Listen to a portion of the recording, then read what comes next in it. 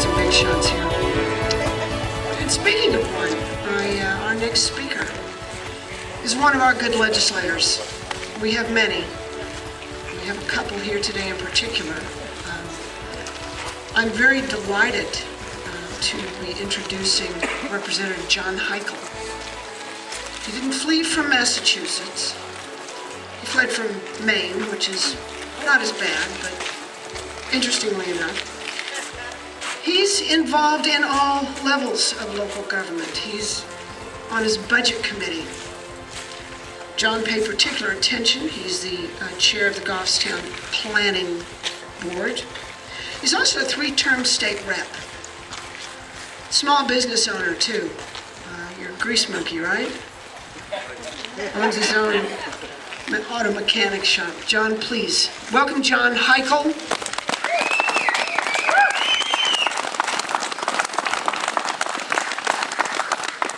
Thank you all, and welcome on this beautiful January day in New Hampshire.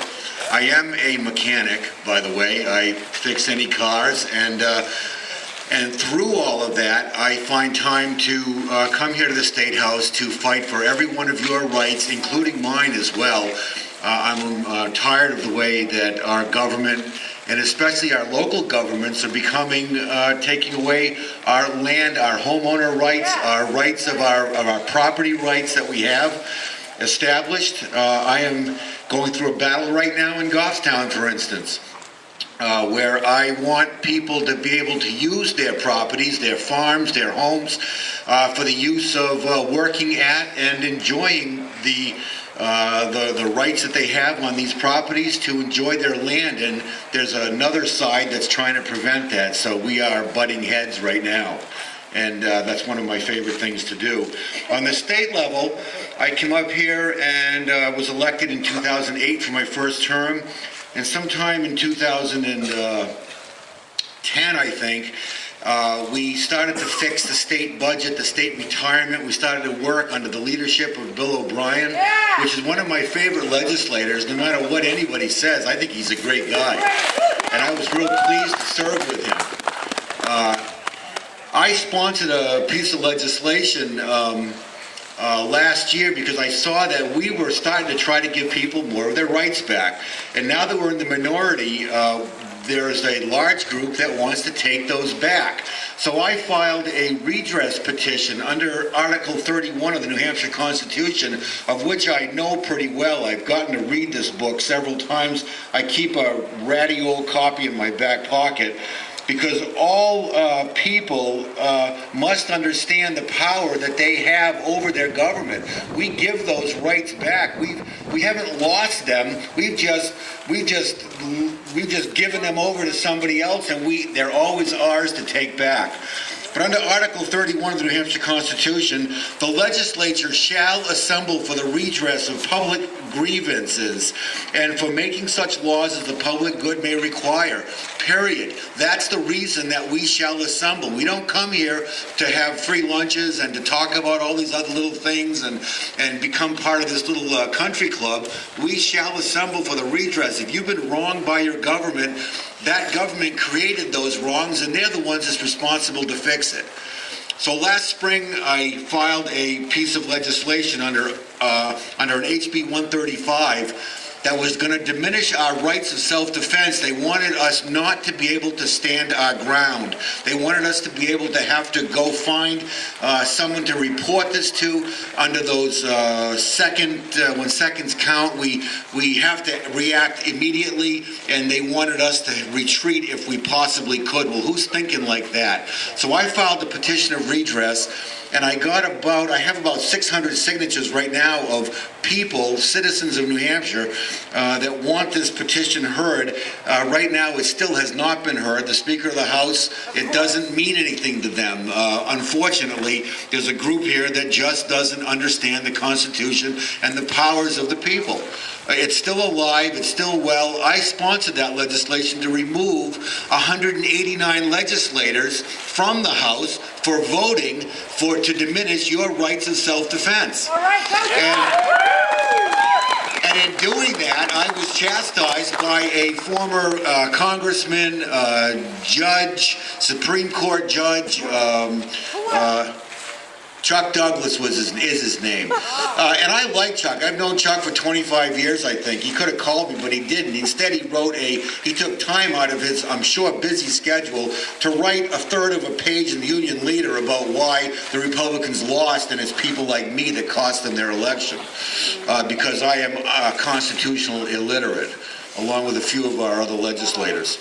So I'm here to say that I still want that petition heard. I want it in the legislature. I'd love to have people to show up and demand their legislature assemble for that redress and to not diminish one of your rights, especially your right of self-defense, but any of your other Bill of Rights that we have guaranteed to us.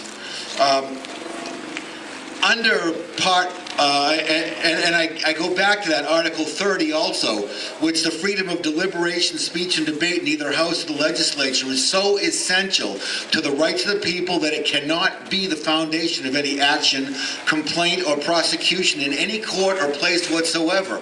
Since June 2nd, 1784, it's proven in the test of time that it's also obviously a well-written document. In that, it says that you can speak, you can be wrong, you can argue, you can debate and try to get the other side on your side, and that's all fine. But once you vote for one of those issues, once you vote, you have taken an action, and if they wanted it protected, they would have said so, but they didn't.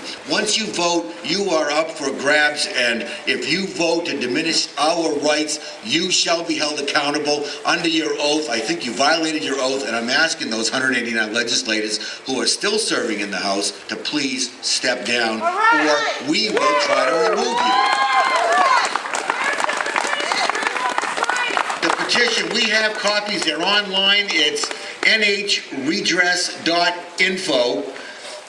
You can scroll, there's a whole bunch of petitions. I have one to exempt the state of New Hampshire from Obamacare and to and jury nullification. I want that in there. I've got there's 6 or 7 or 10. I don't know.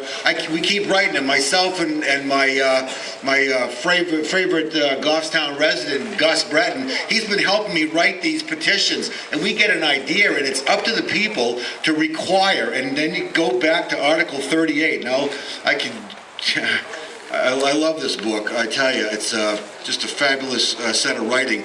But a frequent recurrence to the fundamental principles of the Constitution and a constant adherence to justice, moderation, temperance, industry, frugality, and all the social virtues are indispensably necessary to preserve blessings of liberty and good government. The people ought, therefore, to have a particular regard to all those principles in the choice of their officers and representatives, and they have a right to require of their lawgivers and magistrates an exact and constant observance of them in the formation and execution of laws necessary for the good administration of government.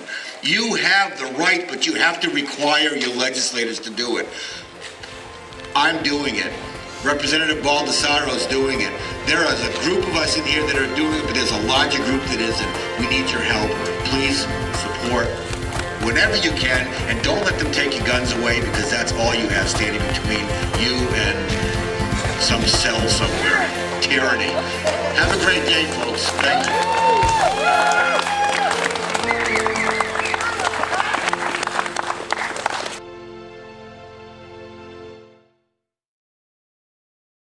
88.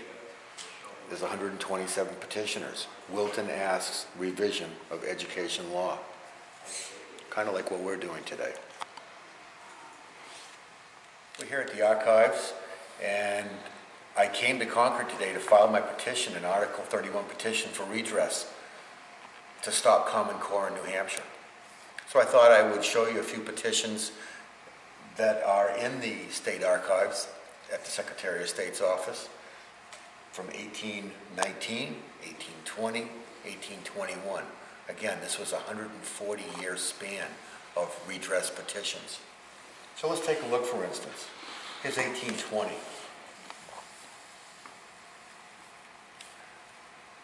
And these are the original petitions. They'd be difficult to read or show maybe on the camera, but they exist.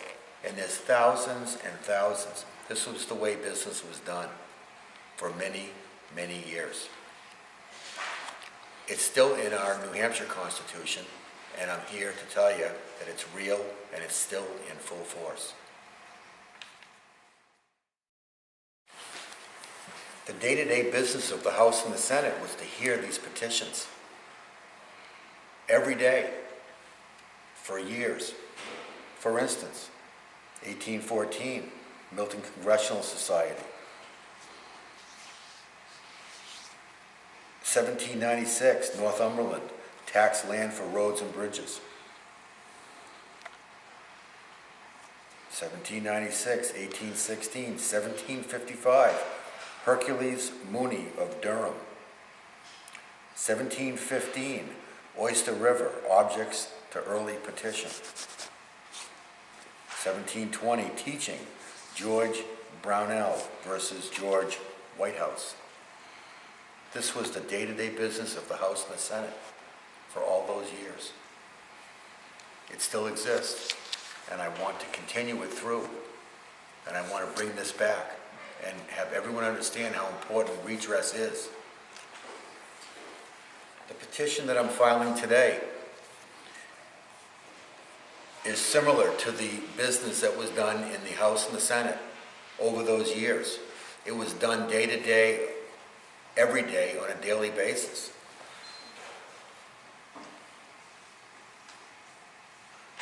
The House and the Senate would see petitions of redress constantly. That's what they were doing. This is all handwritten journals.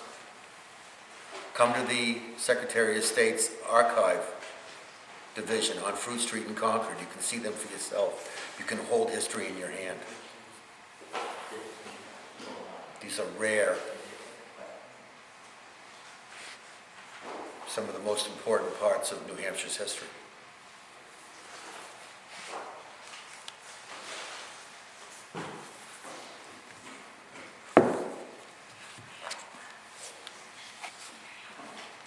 Journal of the House, all handwritten notes, more petitions.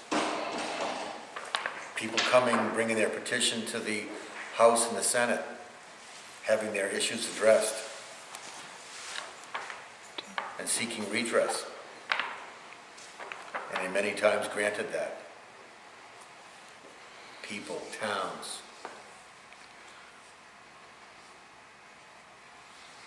For whatever reason.